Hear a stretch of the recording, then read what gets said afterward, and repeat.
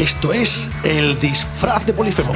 Que la mano me leyó, que arecillo aparezco con diamantes en los dedos, un disfraz de Polifemo y un tambor.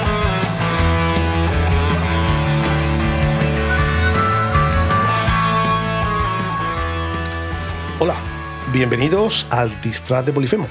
Hoy estrenamos la tercera temporada, que en realidad es la segunda con el formato de videopodcast. Y hoy, para estrenar temporada, tenemos a Daniel Torregrosa, que es alguien que los seguidores habituales de este podcast conocéis perfectamente, porque en la primera temporada ya vino a hablarnos de su anterior libro, que tenéis aquí, Química Asombrosa. Y hoy viene a presentarnos un nuevo libro, porque vas a ritmo de libro por año casi. Eso está bien, como los grandes. Muchas gracias por la invitación, Juan Carlos. Y si alguien no lo conoce, decía que vino para presentar el primer libro. La temporada anterior fue colaborador habitual con una sección de serendipias, que por cierto, a ver si la retomamos. Ya hablaremos, no vamos a terminar. Y si alguien no sabe exactamente quién es, bueno, pues deciros que su especialidad es la química, dentro de la química más concretamente la toxicología laboral, lo cual lo convierte en una persona perfectamente cualificada para hablar, y en este caso escribir, del tema del libro que hoy nos trae aquí, que es El olor de las almendras amargas, que es un recorrido a través de la historia, de los venenos, en la ciencia, el cine, la ficción, la literatura, etc. Daniel también, además de esos libros, es un divulgador científico, que es algo muy diferente a ser una persona que escribe libros de ciencia. Ahora después te voy a preguntar sobre eso. Además, por esta labor de divulgación científica, ya recibió en el año 2017 el premio Tesla de divulgación científica, y además es el autor del blog S. Azul Pálido, que es, si no recuerdo mal, el título de un libro de Carl Sagan. Sí, de un monólogo más bien. Va.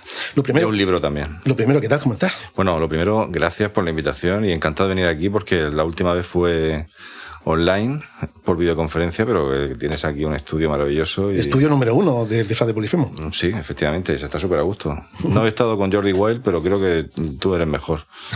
Es el mismo estilo. Tú eres mucho mejor que él. Traes gente más interesante, por lo menos. Bueno, por lo menos hoy. Hoy. Bueno, pues lo primero, antes de que hablemos del libro, que es lo que nos tiene hoy aquí reunidos, me gustaría que me dijeras cómo llegaste tú al mundo de la divulgación científica. Pues mira, muy sencillo. Yo era un consumidor de divulgación desde que tenía 15 años o 14 años. Es decir, hasta los 40. O sea, desde los 15 hasta los 40 años, ahora tengo 55, pues muchísimos libros de divulgación, revistas. La revista muy interesante, por ejemplo, la tengo, de hecho la colecciono en papel, prácticamente del número 1. Esto estamos hablando de 1981. Entonces yo era un consumidor, únicamente consumidor. Yo nunca he generado contenido. Yo tenía otra profesión. Sí que es verdad que mi profesión pues daba cursos de lo que es mi trabajo. Y tenía contacto con la gente, pero no escribía. Entonces, yo era profesor de un máster de prevención, de varios másteres. Y cuando los másteres se convirtieron por Bolonia en títulos universitarios, que ahora soy profesor de algunos de la universidad, pues por las tardes, yo trabajaba por las mañanas, pues me encontré por las tardes con tiempo libre. Antes pues tenía un poco alguna tarde de máster. Y bueno, eso fue en el año 2010. Y recuerdo un día perfectamente, además lo he contado en el blog, pues estaba en mi casa y digo, oye, pues ¿por qué no abro un blog y empiezo a poner cosas que me gusten a mí, ¿no? Un blog como los de antes. Ahora ya esto se ha perdido. Es verdad, estos blogs ya eso ha muerto. Yo llegué a tener 3 o 4 activos y claro, hasta yo los he dejado. Todo el mundo, prácticamente. Ahora, y es una pena, deberíamos de volver. Porque ahora las redes sociales, Twitter o X, como lo llame, eso es una aberración, no lo que era antes. Pues ya estaba con mi hijo pequeño, mi segundo hijo, que acababa de nacer, tendría menos de un año, en 2010 tendría meses, no tendría ni siquiera, tenía un año. Y me puse a escribir un blog. Las primeras entradas del blog, ese punto azul pálido, pues son algo sobre cine, empecé a hablar de libros, o sea, no eran de ciencia. Y luego empecé a escribir algo de ciencia. Enseguida, y gracias a Twitter en aquel momento, gracias a Twitter, porque Twitter Que en ya aquel hemos dicho momento que no es lo que era. una ventana Claro. de exposición impresionante, pues contacté con gente también que escribía en blogs de ciencia. Eso me llevó a lo que antes era Amazings, ahora en Naucas, una plataforma de blog de divulgación, y luego empiezas a conocer gente, la cosa se empieza a hacer grande, empiezas a meter a otros en este mundillo, como a López Nicolás, José Manuel López Nicolás, que es vicerrector de la Universidad de Murcia. Mi jefe, de cierto modo. Tu jefe y divulgador conocidísimo. Lo metí yo, además lo cuenta siempre. Siempre su anécdota es que yo le dije que tenía un blog y un día comiendo con él, porque somos compañeros de promoción, de carrera, y se quedó diciendo, pues, ¿y a mí qué? ¿Pero para qué? ¿Para escribir? Digo, dice, un blog. Él creía que yo estaba diciendo, digo, un blog, pues enséñamelo. Dice, será con una portada chula. Claro. No, digo, un blog. No, él no sabía lo que era Es eso. que hacerle a un murciano pronunciar la expresión blog, es que ya te ahogas siendo alguien que ya tiene una buena dicción, pues nosotros que somos de Murcia. Pues su blog, cuando él lo abrió, se convirtió en de los más leídos a nivel nacional. O sea, él pasó, ahora también él lo ha medio abandonado también. Es una pena, pero bueno, escribe un poco más que yo.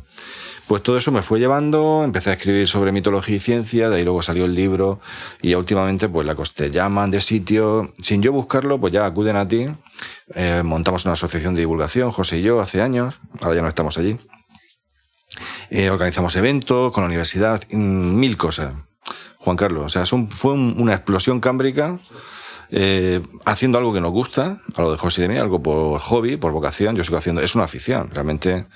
Yo el tiempo que le dedico es afición, no es una profesión, ni quiero que nunca lo sea, porque seguramente si alguna vez esto se convierte en una profesión, dejaría de disfrutar como lo disfruto. Y eso me lo cuenta la gente que también ellos pues han conseguido pues vivir de la divulgación.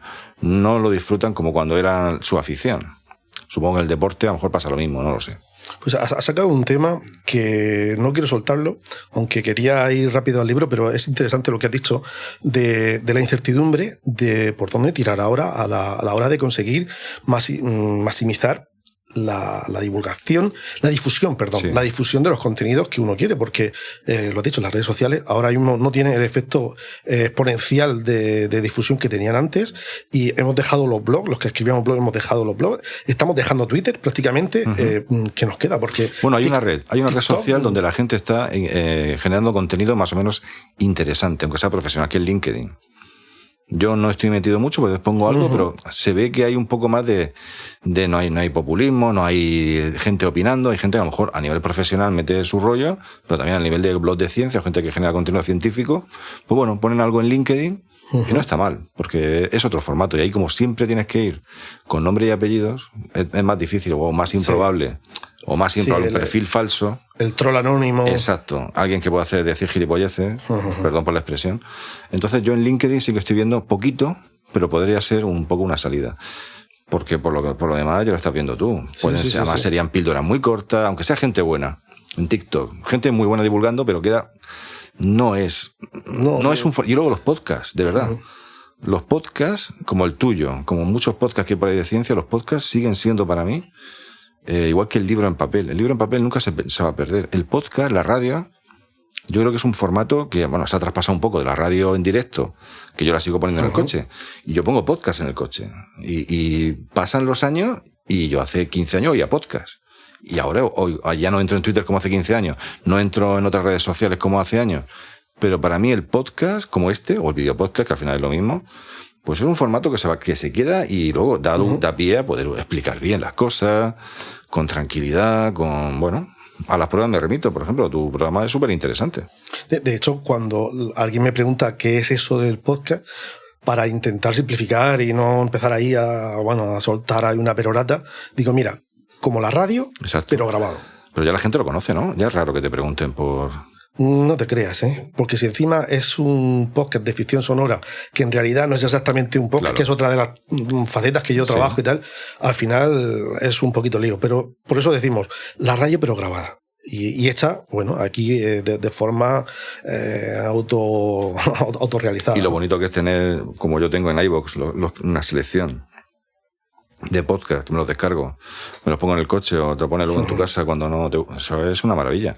No tenías que esperar, acuérdate tú antes y yo, que teníamos que esperar a la hora de no sé qué para escuchar al Carlos Pumares, por ejemplo, y llegaba al día siguiente a clase con las ojeras. Ahora podríamos escuchar, tú escuchabas a Pumares, seguro. Sí. Es que Sí, cuando se encendía y decías, muchacho, tranquilízate. programas que te gustaban, que los ponían ahí o los encontrabas por casualidad, escuchando la radio, porque no había publicidad. Claro, era un poco raro eso. De pronto te quedabas ahí enganchado, yo que sé, a Quintero, a Jesús Quintero. Ahora tú ya puedes, o te puede contar, recomendar a alguien, oye, mira, escucha el otro. Quintero. Madre mía, ahora son palabras mayores. Sí.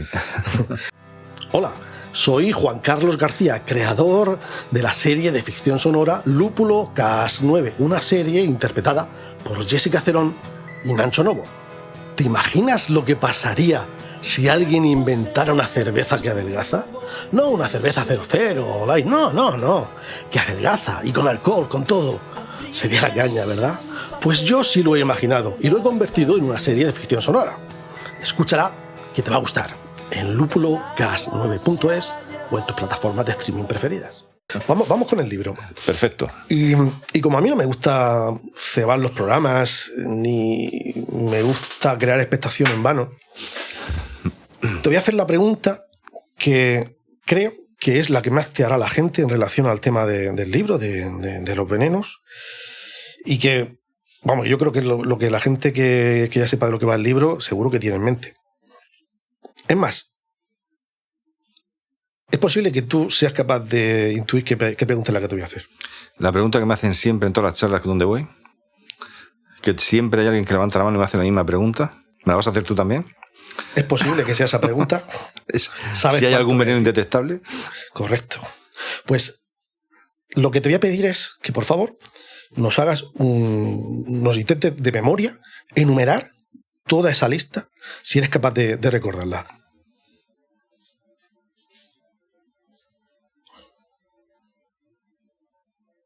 Uh-huh. Bueno, pues ya nos ha hecho este listado. Pero ese conocimiento que no salga de aquí. Es decir, no hay ningún veneno que no sea detectable.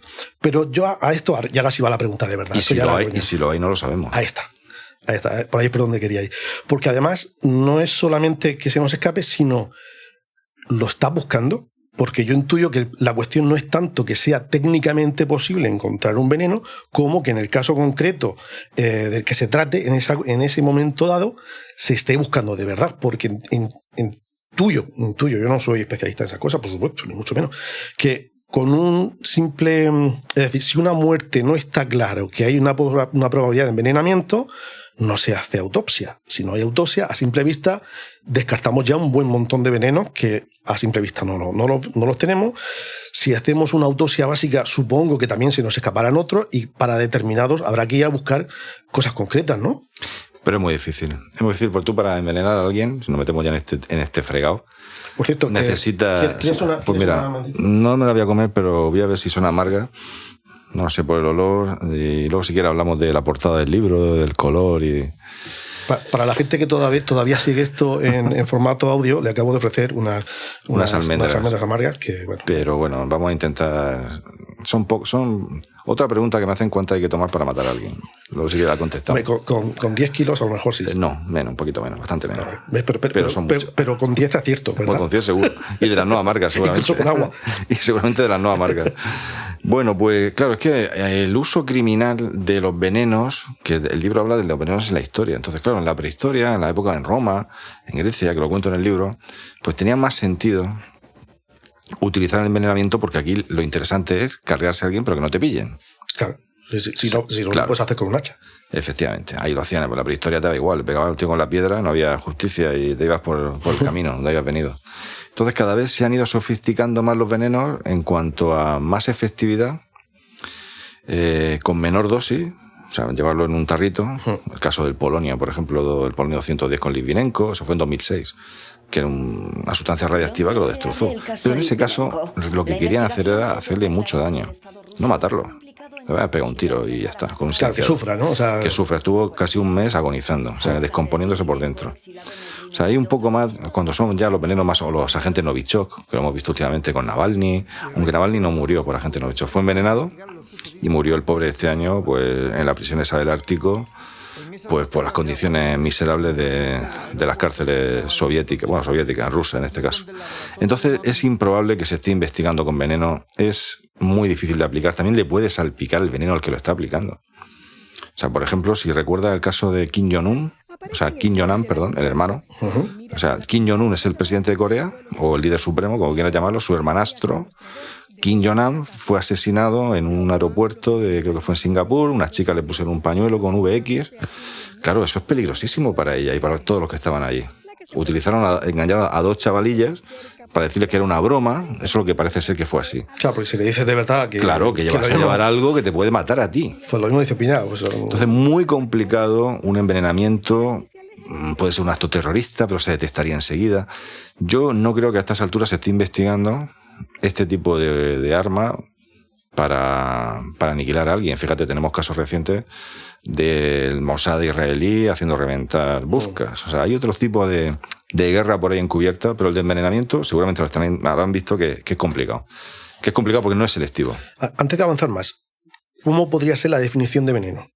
Bueno, por diferenciarla de un tóxico, o sea, algo que te puede causar un daño si penetra en tu organismo, ya sea respirándolo, por contacto con la piel, por vía digestiva, una sustancia que en una dosis adecuada, porque el agua podría ser un veneno si tomamos 6 litros. Y volvemos ahí al famoso Paracelso. Exacto, la dosis hace el veneno. Pero la diferencia de un tóxico, la intoxicación es algo involuntario. O sea, tú te puedes intoxicar tomándote una ensaladilla en el bar de la esquina, pero el del bar no te ha querido matar. O sea, pero si yo te echo cianuro en la ensaladilla, porque sé que vienes tú, sería un envenenamiento. O sea, un veneno hay una intencionalidad y en un tóxico hay una intoxicación que puede ocurrir, bueno, que ocurre constantemente. El término correcto en toxicología que unifica los dos es xenobiótico. O sea, un xenobiótico es una sustancia, la palabra xeno, que es extranjero, una sustancia extranjera, ajena, que penetra y te puede causar un daño con cierta dosis. Y volvemos a Paracelso, o sea, la diferencia está en la dosis, porque cualquier cosa, las almendras, por ejemplo. Claro. Como has dicho antes, una dosis suficiente hasta de agua. En 6 litros, por ejemplo. Y de cerveza también. Me gustaría comentar que el libro este que tengo aquí, que es un libro que se lee muy bien porque, y recalco lo que he dicho al principio, es divulgación científica. Y la clave de que sea buena divulgación científica es que está bien escrito para todo el mundo. Porque si fuera un libro de química para químicos, pues los que no tenemos ni puñetera idea de química, más allá de lo poco que aprendimos en el instituto, pues no nos enteraríamos de una puñeta. Las cosas como son. Pero la gracia de esto es que se entiende y es divertido. Pero tú mismo avisas en el primer capítulo que en las primeras 13 páginas vas a hacer un compendio de definiciones. Sí, un curso acelerado de toxicología. Y tan acelerado, porque 13 páginas, sí. Claro, yo dije, a ver, este tío ya me va a soltar aquí, pero ya aviso de que se hace llevadero, se pasa bien y te pillas la terminología y los conceptos básicos para entender el resto con soltura. Así que nadie se asuste, si llega ahí, ya lo avisa él, te lo digo yo también, y a partir de ahí ya el libro se suaviza. Has anticipado antes que en la prehistoria, ¿hasta cuánto atrás tenemos que irnos en el tiempo para detectar el primer uso de algo que se pueda considerar un veneno? Bueno, aquí hay muchas fuentes que se contradicen, pero sí que es verdad, se han encontrado a veces. Hay una investigadora que se llama Valentina Borgia, pero de ahora. No tiene que ver. No tiene que ver. No sabemos si es tataranieta, que los Borgia luego salen también. Por eso, porque que en tu libro lo mencionas. Creo que son hace 15.000 años. Si tienes el dato, me lo recuerdas. Pues fue. Si no lo tienes tú, lo voy a tener yo. Pues ya te digo, no sé, ya no, de memoria no lo recuerdo, pero a lo mejor. 20.000 años, la época ya del Neolítico. En el Neolítico, en las hojas, dice haber descubierto pues restos de venenos de alguna planta en el sílex de una especie de hacha o de algún arma. Bueno, eso parece ser que está un poco en entredicho, lo cuento en el libro, pero sí que podemos decir que el uso del veneno se utilizaba en el Paleolítico. El Paleolítico ya se empezó a través de la observación, con lanzas de flecha para embadurnar un poco, para acelerar la muerte, sobre todo para la caza. La ponzoña, para cazar, no para matar a alguien. Para matar a alguien porque clavaban la caña ahí afilada. Entonces la justicia era otra cosa. Y en los palafitos, que eran estas construcciones un poco que se conservan algunos restos arqueológicos que se hacían en el mar, un poco como las cabañas estas que hace la gente ahora ahí en la Polinesia. Pues la dormidera, el opio, la Papaver somniferum, se han encontrado restos que no se sabe si como uso como veneno o como uso lúdico, como droga también, porque es una droga potentísima. De eso, sí. Entonces tenemos ahí, pero ya lo que son registros históricos, o sea, ¿dónde hay documentos que hablen de los venenos? Pues bueno, ya sobre todo nos vamos a Egipto. Claro, ya hablamos de historia, ¿no? Nos vamos de historia y no restos arqueológicos que son suposiciones, pero bueno, son serias también. Pues nos vamos ya a Egipto con el papiro Ebers, que ya recoge una serie de formulaciones un poco donde hay mezclas de ciertas sustancias venenosas. Luego ya tenemos, bueno, ya la época clásica, ya en Grecia todo eso ya está más documentado. Dioscórides tiene libros sobre veneno.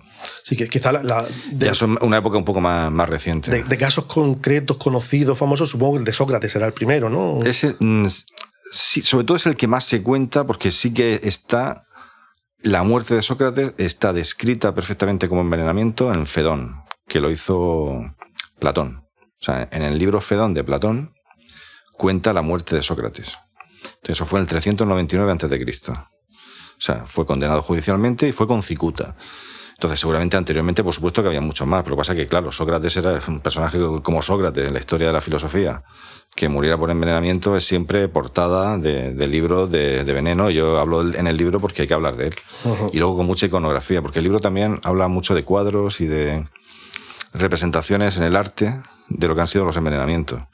Entonces, un buen punto de partida puede ser la cicuta con Sócrates, aunque anteriormente, por supuesto, había un montón. Y a lo largo de la historia entiendo que hay gente que, si estuvo interesada en los venenos, estaría también interesada en los antídotos. Exacto. ¿Cuál sería el caso más célebre de gente? El caso más célebre de antídotos es Mitrídates VI, que fue el último rey del Ponto. El de las guerras mitridáticas, esas con Roma y con los, vamos, que eran, eso sería ahora mismo, estaría en el sur de Turquía, estaría por ahí el Ponto. Entonces eran griegos, eran como griegos contra romanos y estaban siempre peleadísimos, y al final este hombre, que tenía un espíritu curioso y ensayaba venenos, y él tomaba pequeñas porciones de veneno e inventó el mitridato. Se lo sacó de la chistera, porque no tiene ninguna base. Es una especie de formulación, está por ahí en el libro, metí ahí un poco de todo, sin orden ni concierto. Él creía que eso era un antídoto, y cuando ya estuvo en la tercera guerra mitridática, acorralado por Roma, que iban a matarlo y asesinarlo, asesinó a su familia para que no fueran torturados, llevados como trofeos ahí a Roma, al Coliseo, a ser arrastrados por ahí por el fango. Murió y él dijo, bueno, pues yo me voy a envenenar. Claro, y ahora tenemos que introducir y no se moría. El concepto de tolerancia, ¿no? Claro, esa es la historia. Él realmente, yo creo que se murió creyendo que funcionaba su antídoto. Pero porque lo que él no sabía, ¿no? Claro, lo que pasó también es que, sobre todo, un poco lo mezcla de todo. Sería que tenía tolerancia a muchos venenos, un poco tolerancia inducida, y a lo mejor las dosis no eran suficientes. Al final creo que acabó acuchillado, le dijo a un soldado suyo que se lo cargara porque no se moría, no caía. Sí, como suele decir tú, si no podemos con la química, vamos con la física. Exacto, y entonces la física fue la que lo mató. Daniel también es autor de este libro, del mito al laboratorio, y entiendo que si has dedicado un libro a la mitología, pues no podía faltar un capítulo en el que te refirieras a los venenos en la mitología. Exacto, que los hay. Tenemos el caso de Orfeo y Eurídice, que muere envenenada. Tenemos a Heracles, tenemos bastantes referencias, sobre todo también los lotófagos, en la Odisea, que son estos que comían loto ahí. Muy, muy relacionados también con las drogas. O sea, realmente los envenenamientos en la mitología clásica están relacionados también con los efectos que al final es que se parecen. Y muchos de los venenos son drogas en dosis menores, son drogas y producen un efecto, pues bueno. Y volvemos a Paracelso. Y volvemos a Paracelso. Que al final el veneno puro supongo que no existe, todo es una cuestión de cantidad, ¿no? Y el propio Mitrídates se movía en ese ámbito, en las cantidades, ¿no? Si eran las adecuadas o no. Y bueno, y tenemos el mito de Medea, que también le ofrece la copa, o sea, envenena a Teseo. Hay bastantes referencias, no tantas como yo esperé encontrar, pero sí, porque también en aquella época no se especifica muy bien o claramente. En el caso de Medea, sí que se habla del acónito, que es una planta que contiene aconitina. Pero bueno, se hablan de envenenamiento, así en general, en genérico, sin concretar, con lo cual el interés científico, pues bueno, pero ahí está, hay un capítulo. ¿Cuál es el veneno más utilizado en la historia? Porque tú hablas de rey y de reina en tu libro. El arsénico. Es el clásico. O sea, si a alguien le preguntan, siempre dirán, no ha sido el más letal, exacto, o sin compasión, ya da igual. Oye, porque no, es una asociación de ideas, ¿no? Muchos, y cuando oímos arsénico, enseguida nos viene esa frase, arsénico por compasión. Es que la película es brutal, o sea, es un peliculón. O sea, es la película de Frank Capra, que también hablo de ella en el libro, porque mezclo referencias del cine, bueno, es una brutalidad. Entonces, pues el arsénico, pues claro, el arsénico hay que entender que es un mineral que se descubrió a la época romana, más o menos, en las minas, y empezó a utilizarse. Hasta 1250 no se aisló completamente, lo hizo nuestro patrón, el patrón de los químicos, Alberto Magno. En 1250 consiguió identificar y aislar el arsénico, del trióxido de arsénico, o sea, de su mineral. Consiguió sacar el metal. Que, por cierto, el metal como tal no es tan venenoso. Lo venenoso son las sales de arsénico. El trióxido de arsénico. Ese es el que tiene colorcillo blanco y luego, pues bueno, se ha utilizado muchísimo. El arsénico en la historia, en Roma, en Grecia, por supuesto, el Renacimiento, que era una época súper interesante. Claro, porque entiendo que la disponibilidad es un factor. Era barato, fácil de conseguir y luego pues, con una cantidad bastante pequeñita, como si fueran, yo que sé, una cuarta parte o menos de un azucarillo, con, a lo mejor con 1 gramo, o sea, una octava parte de cualquier sobre de azúcar. Pues ya te cargabas a la persona y no se podía detectar. Hasta 1836 no apareció un método, que fue el inicio de la toxicología forense, para la detección de arsénico. Eso lo hizo James March, que era ayudante de Michael Faraday. Entonces, a través de ensayo-error, hay una reacción química y consigue una muestra cualquiera de una autopsia de estómago, pues conseguir una certeza de que ha sido un envenenamiento y no un origen natural. Por eso tiene que ver con el caso de Marie Lafarge. Marie Lafarge, sí, que fue en Francia, fue un súper escándalo. Y bueno, se creía que había sido ya la envenenadora, fue condenada, parece ser que sí, y ahí ya en ese juicio hacía falta una pericial. Entonces fue ya este señor, también con los estudios previos de Mateo Orfila, que fue un toxicólogo de origen español, que era de Baleares. Lo que pasa es que ya estaba en Francia y era muy famoso y se le conoce poco, pero es el padre de la toxicología. Pues se le cortó el rollo a mucho envenenadora. A partir de ahí, ya claro, a partir de ahí ya se empieza científicamente a demostrar que tú no te has muerto porque te has sentado mal en la cena. Que bueno, el libro, ya has visto a quién se lo dedico, ¿no? ¿El libro has visto la dedicatoria? Ya te digo, Búscala un momento. Porque claro, antes de la ciencia pues había otra cosa. Porque dedicado a la memoria de los praegustadores. Exacto. Es decir, los pringaos. Los pringaos que en Roma sobre todo, y no solamente en Roma, pues que iban ahí y se iban un poco antes a probar la comida, a olerla, a ver cómo está esto, y más de uno y más de dos murió el pobrecito. Una profesión de alto riesgo. Exacto, por eso yo como me dedico a la seguridad laboral y al tema de la prevención de riesgos laborales, pues me pareció bastante apropiado pues dedicárselo a esta profesión. Pero bueno, vivían muy bien, ¿eh? O sea, vivían muy bien. Mientras vivían, claro. Claro, porque al final eran esclavos la mayoría, que bueno, pues estaban ahí, los invitaban, iban a una cena con la gente de alto postín. Si no te envenenaban, pues cenabas bien, porque al final, y te enterabas de todo. Pero la condición primera es importante. Si no te envenenaban, y luego te enterabas de todas las movidas. Estabas con gente interesante. Tú imagínate, pues yo qué sé, cuando la época que estaban ahí todos los filósofos. ¿Era un trabajo de por vida? Pues la verdad es que no. Valga la expresión. Supongo que luego al final pues los liberarían, serían libertos, no lo sé. Claro, lo digo al ser una profesión de riesgo, todo, sí. Entiendo que sería lógico que fuera temporal, porque si no, claro. Es que a lo mejor si eras bueno, pues a lo mejor te contrataban otro, a lo mejor había fichajes, y es que ya no lo sé. Porque realmente no era solo probar. Ellos ya tienen una habilidad en detectar sabores raros. Dice, esto está amargo, precisamente. De aquí han echado algo. Esto huele a tal. Sí. Esto tiene estas setas, no me fío. Aquí hay humo que han fumado. Estas setas no son champiñones, estas tienen otra forma. O sea, era gente que reconocía un poco ese tipo de patrones, pero bueno, eran súper sofisticados en Roma. O sea, hay un caso brutal que era el llevar una especie de tarta y, bueno, llevarla, te traigo una tarta. Entonces, y ven a mi casa, venga, yo la corto. Y tú, y el cuchillo, embadurnar solamente un lomo del cuchillo, y a la hora dices, trae la tarta aquí, venga, esta para ti y esta para mí. Trae tú la tarta, muévela, dale vuelta a las que quieras, entonces tirarle este trocico para ti, el de este lado, y el otro para mí. El que lleva veneno, te lo comes tú. O sea, fíjate si eran sofisticados Joder. en Roma. O sea, ¿Has visto la película Airbag? sí, claro. La tortilla rusa de Arguiñano. La tortilla rusa, pues parecido. He leído en varios sitios que el envenenamiento es una práctica sobre todo femenina. ¿Eso es un mito o realmente tiene base? Es totalmente, vamos a ver, si hay un dato actual que seguramente se remonta a la historia, es que el hombre, o sea, los delitos violentos de asesinato, creo que son un 90% hombres y un 10% mujeres. Eso no creo que haya sido, o sea, es posible, claro, ¿qué ocurre?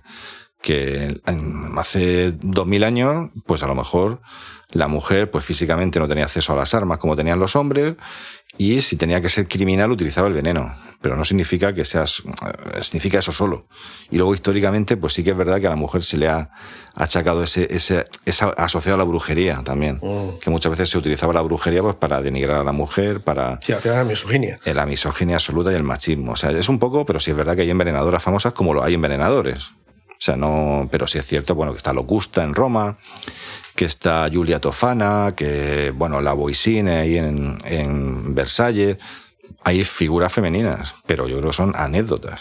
O sea, son anecdóticos. O sea, realmente habría hombres también que envenenaran, por supuesto, y mataban mucho más. Otras cosas porque intuyo que en la época hasta hace 4 días, vamos, que la mujer era una parte casi irrelevante de la Claro. sociedad. Quien hacía cosas buenas y malas, pues eran los hombres. Es decir, que al final quien hacía las cosas malas, matar, también eran los hombres. Entonces, por eso quizás no, en la balanza no se sostenía Exacto. la comparación. Un aspecto al que le dedican mucho espacio en el libro es el de los venenos en la ficción, en el cine, en la literatura.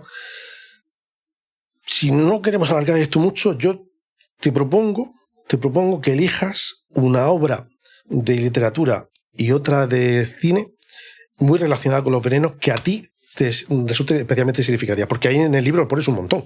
Sí, bueno, te voy a decir, además, sobre todo recomendaciones de libros buenos. El árbol de la ciencia de Pío Baroja, el veneno sale muy poco, pero ese libro es una pasada. Si alguien no lo ha leído, se lo recomiendo. O sea, es un libro súper actual. De hecho, durante la pandemia, me acuerdo yo que para La Verdad me preguntaron recomendar un libro y leí un párrafo, o sea, clavaba perfectamente lo que estaba pasando en la pandemia. O cierta parte, sobre todo de temas de contaminación y de limpieza, de cómo había que actuar. Y yo recomiendo, no voy a decir el final del libro, pero está relacionado. Bueno, ahí lo dejamos. Entonces, un libro que sobre veneno, El árbol de la ciencia de Pío Baroja, no es sobre veneno ni mucho menos, pero bueno, aparece el veneno. Y lo recomiendo siempre. Y películas, podía estar aquí toda la tarde hablando de películas. Por eso te digo que digas una. Claro, pues déjame Ese que es el piense, reto. porque claro, tengo una charla que he dado incluso en la Casa del Cine de Almería, que es sobre venenos en el cine. Y empiezo con Venga, vamos, Jekyll y dos. Hyde, empiezo con Jekyll y Hyde y llego hasta Breaking Bad, por ejemplo, hasta algo más actual. Claro, por ejemplo, no sobre venenos, pero Breaking Bad es una serie donde aparecen los venenos también. Y para mí es una seriaza, o sea, es una serie brutal. O sea, digo una película y una serie. Como serie, Breaking Bad, porque sobre todo habla de la química que aparece en Breaking Bad, la ricina, los venenos que aparecen ahí, tienen un sustento científico muy riguroso. O sea, una serie muy, muy bien, o sea, muy bien documentada y muy seria dentro de lo que es ficción.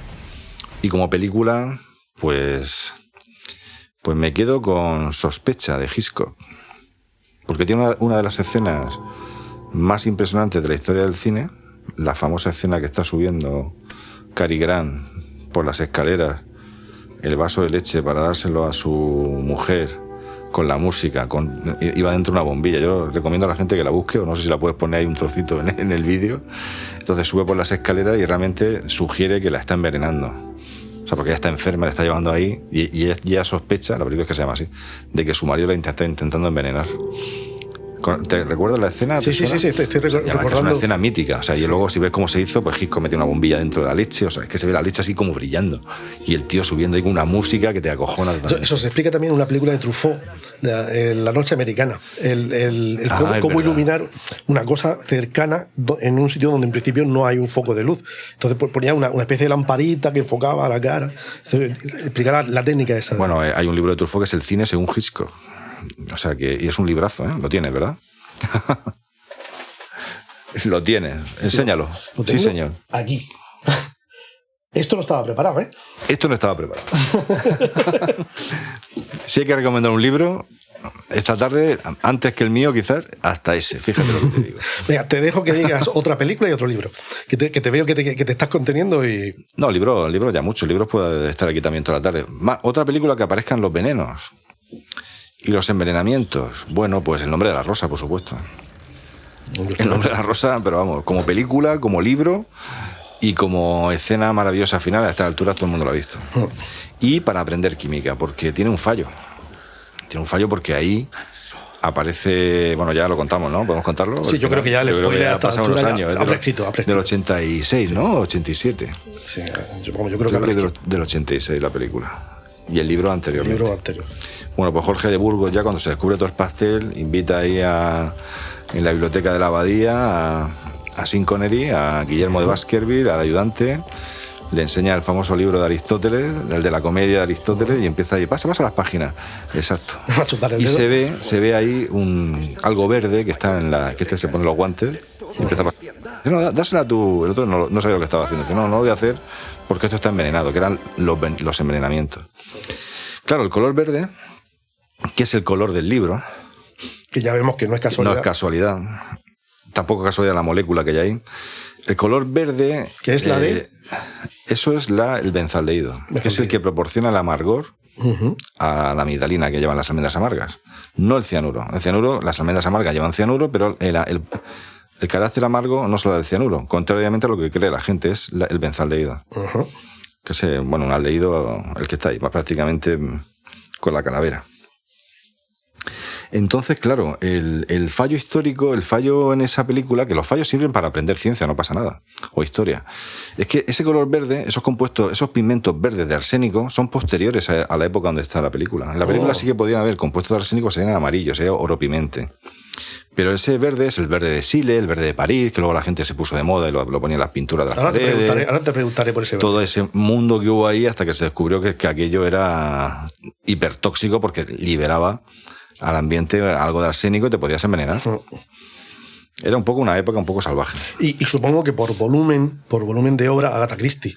Bueno, sí, Agatha Christie es una brutalidad. O sea, Agatha Christie tiene como 10, 12 venenos distintos que aparecen en sus novelas y sobre todo lo que tiene es mucho rigor, porque ella era enfermera, se documentaba muy bien con libros de medicina, entonces cuando aparecía algún veneno en sus novelas, pues bueno, describía muy bien los síntomas, describía muy bien las dosis, cómo lo hacían, o sea, era una tía espectacular. Y de hecho, creo que había uno en el que, creo que era con talio, que sirvió para un caso real. Sí. O sea, estaba tan bien descrito que alguien fue capaz de asociar la descripción que hacía Agatha Christie con un caso real, ¿no? Esto estaba muy documentado. Yo creía que era una anécdota... Pues, apócrifa, ¿no? Sí, que se inventaba la gente. Pues por lo visto...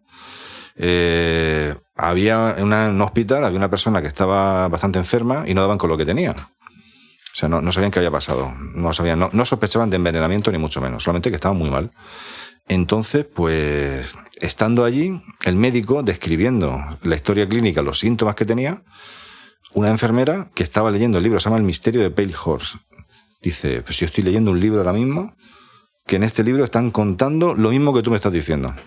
Dice, no me digas. ¿Y qué dice en el libro? Que es un envenenamiento con acetato de talio, que en aquel momento se utilizaba de matar ratas. Entonces luego, investigando un poco sobre la persona, vieron que por una intoxicación, confusión, creo que fue de algo alimenticio, pues tomó talio y entonces ya supieron cómo tratar esa intoxicación. O sea, un poco ya iban dirigidos, pues mira, vamos a hacer un lavado de estómago, no sé, vamos a meterle ya ni idea al tratamiento médico.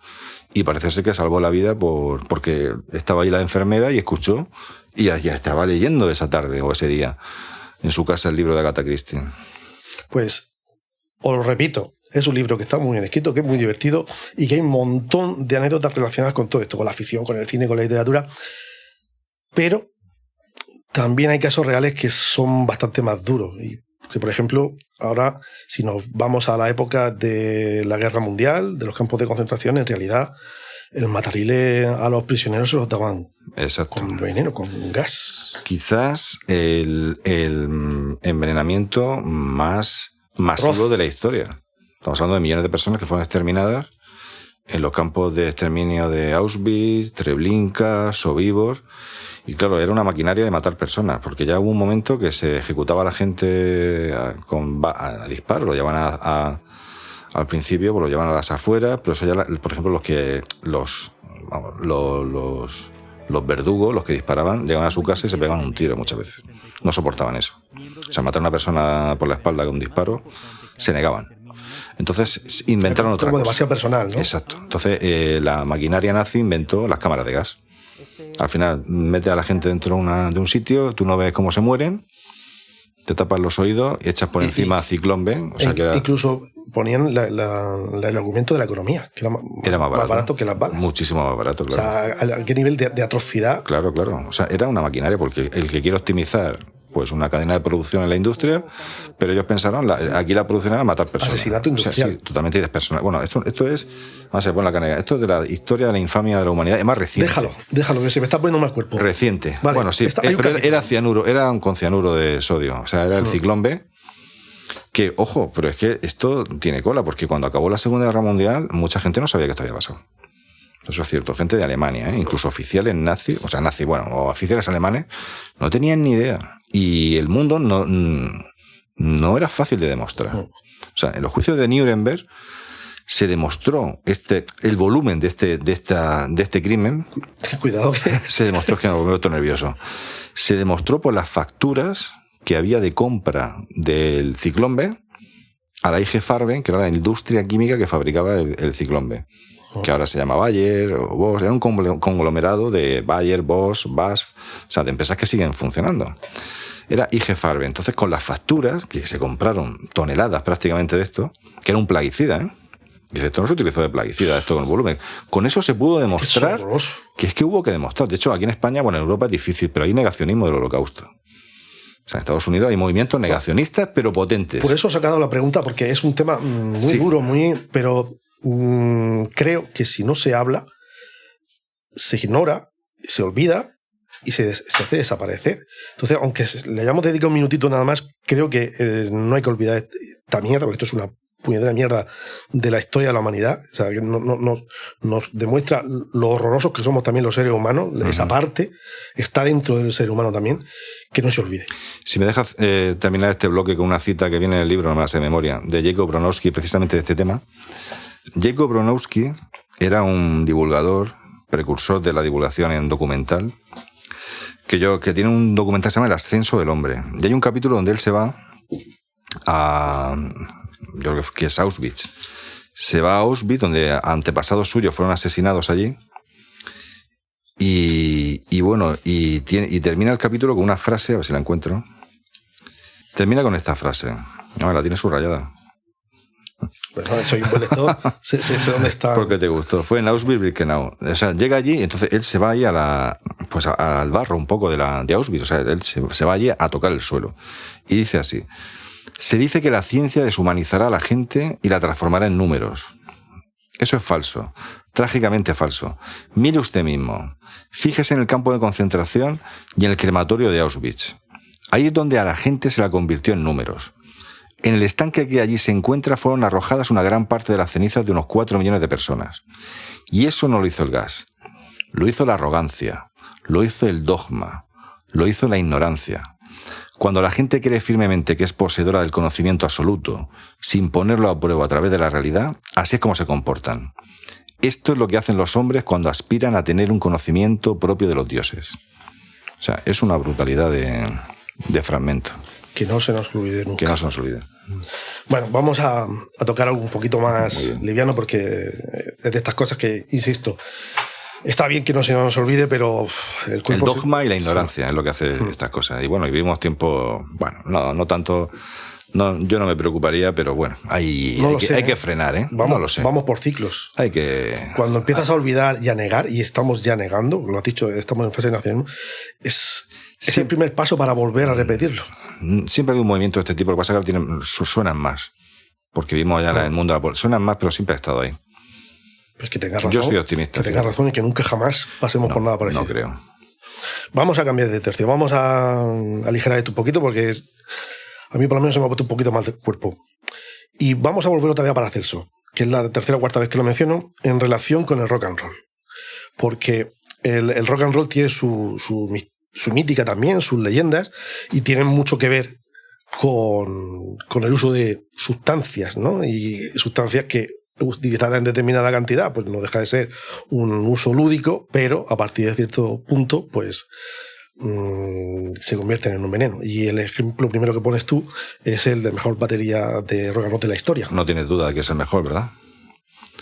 Yo sé que te gusta la música, tocas la guitarra. Literalmente. Podemos discutir sobre el segundo mejor, que también sale ahí, yo creo que estaría ahí, porque sería... Bueno, pues podríamos dar dos sería categorías. Keith Moon también. Pero bueno, podría ser el segundo, pero bueno, el segundo sería complicado, pero el primero no hay duda de que fue John Bonham, de Led Zeppelin. De hecho, cuando él muere, que muere por una intoxicación aguda prácticamente de alcohol, porque el alcohol es un tóxico, le produjo la muerte, quizás ya no se sabe si fue ahogado en su vómito, parece ser que no. Fue por dosis de por la dosis. cantidad. Parece ser, no se sabe. La leyenda, la versión más extendida es la del vómito. Sí, pero la cantidad que tomó fue brutal. O sea, el tío se metió ahí entre pecho y espalda una cantidad que rozando la dosis letal. No lo sabemos. El caso también es que me lo utilizo yo para advertir de los peligros del alcohol. Pues murió en 1980 y se acabó Led Zeppelin. Luego han vuelto haciendo cosas extrañas, pero... Y además es una historia preciosa, porque el comunicado del grupo contando que desaparecían y por qué desaparecían me pareció maravilloso. Es decir, el grupo somos nosotros. Si no estamos todos, esto no es un grupo. Adiós. Sí. También hablas de los productos lisérgicos, ¿no? Que se malinterpretó como una herramienta para explorar nuevas áreas del conocimiento pero al final es colocarse. Sí, bueno, algo tiene que tener. Pero de hecho el LSD realmente no tiene una toxicidad muy elevada, quiero decir. Vamos a ver, lo te puede producir la química cerebral. Sí. O sea, tú puedes tomar el LSD, de hecho el descubridor, Hoffman, se murió con casi 100 años y le daba todos los días. Claro, el problema es el daño cerebral que te produce. O sea, no es que te mate directamente, lo que te deja un poco en otro mundo. O sea, no es un tóxico, te puede sentar mal, pero no es un veneno. Es una droga que lo que te hace es alterar patrones cerebrales que casi que peor que morirse a veces. Le pasó con el consumo a mucha gente. Al cantante de Pink Floyd, Syd Barrett. Pero que él ya venía así. Syd Barrett. O sea, el uso de sustancias... Sí, agravó el problema que tenía de Syd Barrett, que venía un poquito tocado así, pero bueno, a lo mejor si no hubiera consumido... Pues... Correcto. Para casi terminando, al final del libro, dedicas un apartado, digamos, a lo que son lo que serían los venenos del siglo XXI, que ni se habrían podido manipular ni detectar hasta muy recientemente, ¿no? Que son los derivados de, bueno, los radiactivos, por así decirlo, ¿no? Y los agentes Novichok también, sí. Sí, lo que pasa es que la palabra Novichok no me salía a mí, por eso he dicho radiactivos. No, los Novichok no son radiactivos. El radiactivo era el polonio 210. Polonio. Vale, pues, explica la diferencia, por favor. Bueno, el polonio 210 fue un veneno que se utilizó para matar a Alexander Litvinenko en 2006, que era un exagente de la KGB, que querían eso, matarlo y hacerle... O sea, advertir al resto de que como vayáis por este camino, él estaba en Londres, parece ser que estaba pasando información al MI5, y quedó con un antiguo compañero, una reunión, en el té le echaron polonio 210, eso parece ser un desastre porque también se le cayó por allí. Bueno, es un compuesto que se puede llevar en un frasco normal y corriente porque lo que libera es radiación alfa, entonces no hay aparentemente ningún problema, pero el problema es si lo ingieres. A nivel de destrucción celular te hace polvo, pero poco a poco. O sea, no te muere ni esa tarde ni en una semana. Estas 3 semanas, el cuerpo, por así decirlo, desintegrándose, o sea, quemándose. O sea, una cosa... totalmente de lo más cruel que uno se puede imaginar. Y no se ha vuelto a utilizar que se sepa, el polonio 210. Sí que más adelante se ha utilizado los agentes Novichok, que son unos compuestos organofosforados que te disparan ahí, te inhiben la acetilcolinesterasa, bueno, una historia que te dejan, que te matan rociándote con aerosol, por ejemplo. Se intentó con Sergei Skripal y su hija, que también era otro exagente de la KGB. Se hizo con Navalny y se sospecha que se hizo también con alguien de la guerra de Ucrania en una reunión. Parece ser que también soltaron por ahí. Eso también está sin confirmar. Salió en la prensa, no lo sé, no se habló mucho del tema. Pero de estos que te he dicho, ninguno murió con Novichok. O sea, Sergei Skripal estuvo grave con su hija, fue a un hospital de Reino Unido y enseguida dieron con el tema, tratamiento y sin problema. Navalny, que se intentó asesinar con Novichok en un avión, que se desvió, se puso malísimo, pero no lo mataron. O sea, la efectividad está ahí en el aire. O sea, lo que no falla a veces es la física, muchas veces. Y bueno, y luego la ricina. Se utilizó también contra Georgi Markov, cuando le dispararon un poco un balín en la pierna. Eso fue ya más anterior, en 76. También, o sea, estar en Londres y ser exagente soviético, en este caso... alto riesgo. Exacto. Georgi Markov era búlgaro, ¿no? Era un periodista búlgaro. Está muy crítico con el régimen soviético. Pues sí que tiene riesgo, sí. Luego también dice que la gente se cae por las ventanas y cosas así. ¿Eres feliz? ¿Feliz yo? Sí. Sí, estoy bien. Qué pregunta más rara. Sí. Pero es que no es lo mismo estar bien que ser feliz. ¿No? No. Bueno, pues sí, feliz. ¿Por qué crees que eres feliz? Porque es una pregunta que me gusta tirar así a bocajarro. Sí, pues bueno, primero porque tengo salud. La mía y la de mi entorno más cercano. Familiar, mi mujer, mis hijos. Segundo, porque llevo una vida que lo paso bien. Termina el día y con su altibajo, normalmente, líos de trabajo y tal. Con lo cual yo creo que tengo proyectos, porque ser feliz no es un estado final, es un camino, ¿no? Siempre se dice eso. Es un poco disfrutar un poco el viaje hacia Ítaca y estar ahí viajando. Pues yo estoy viajando en la vida y bueno, pues tengo momentos interesantes, me pongo contento con ciertas cosas. Este verano, por ejemplo, pues estoy muy contento con que mi hija se sacara la EBAU y se ha matriculado en Ingeniería Química. Pues eso me ha hecho feliz. O sea, son cosas que te motivan y me va bien. Sobre todo la salud. Yo creo que es lo fundamental. Se nos suele olvidar esas cosas, ¿no? Por eso que sí. te así a bocajarro. Cosas pequeñas, pero detalles pequeños. No hace falta ser, o venir aquí, por ejemplo, paso una tarde agradable contigo. Claro, porque casi siempre que alguien coincide con alguien, pues cuentas alguna cosilla y al poquito ya estamos contando nuestras pequeñas miserias, esos pequeños problemas del primer mundo, que si Exacto. El horario de la actividad extraescolar del crío, y ya ves, ¿qué me estás contando? O sea, vamos a poner un poquito más de bosque y menos árboles. Bueno, si yo siempre termino mis charlas poniendo las gráficas de esperanza de vida y sobre todo de esperanza de vida al nacer en España, por ejemplo, y lo que era la mortalidad infantil hace 3 generaciones. Tú pregúntale a tus abuelos, bueno, no sé si viven o no, que la gente le pregunta a sus abuelos o a la gente más mayor que tiene en su familia, que le pregunten qué recuerdan ellos de su época o qué le contaban, o que vayan a un cementerio, ir a un cementerio aquí, el que tengamos más cerca, y empiezas a ver lápidas de una época, años 50, 40, 50, incluso los 60, que ves niños a punta pala. O sea, niños que se mueren con 5 años, con 4. O sea, esto es así. Esto es solamente pasarse un día por el cementerio. Esa es la realidad de aquella época. Una mortalidad infantil inasumible ahora. O sea, ahora estamos en 0,02%. Y antes era el 33%. Antes, quiero decir, hace 100 y pico años. Del 33, 1 de cada 3. El que tenga 3 hermanos, que haga la cuenta. Uno de los 3 no hubiera llegado a los 5 años. Esa era la media. Y luego, el que estudia historia, o cuando hemos estudiado historia de pequeño, empieza los reyes tal, o sea, se morían todos de pequeños. Se murió el hijo, tuvo no sé cuánto y se murió.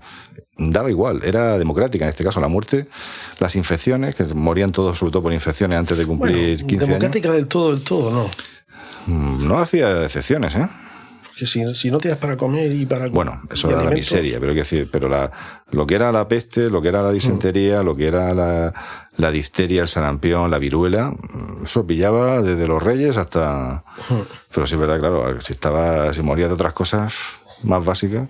¿Te da la vida? Eso era una realidad. ¿A mí? ¿Te da de sí la vida? Sí, me da, no me quejo. Porque una de las quejas más repetidas cuando hablo con gente, como sería tu caso, gente que entiendo realizada, que hace más o menos lo que quiere hacer, que tiene muchos proyectos, que llega un momento en el que en la balanza la cantidad de proyectos que lleva entre manos como que le enturbian un poquito esa pues percepción de la felicidad, ¿no? No, a mí no. Pues me encanta que también porque tengo un trabajo de mañana.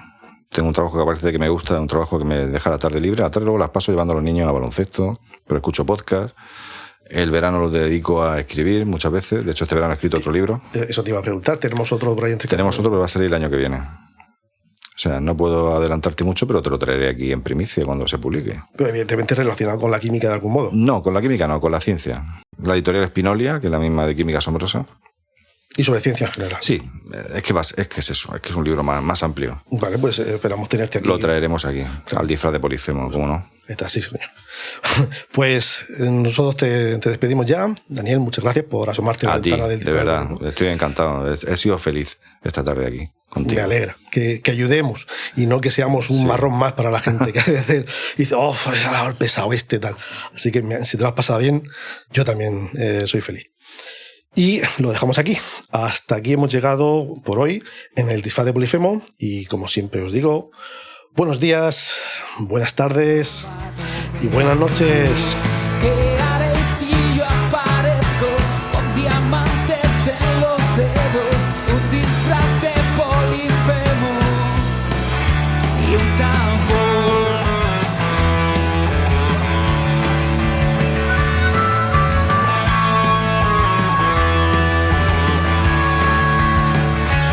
Sé que la vida es sueño, ya lo dijo Calder.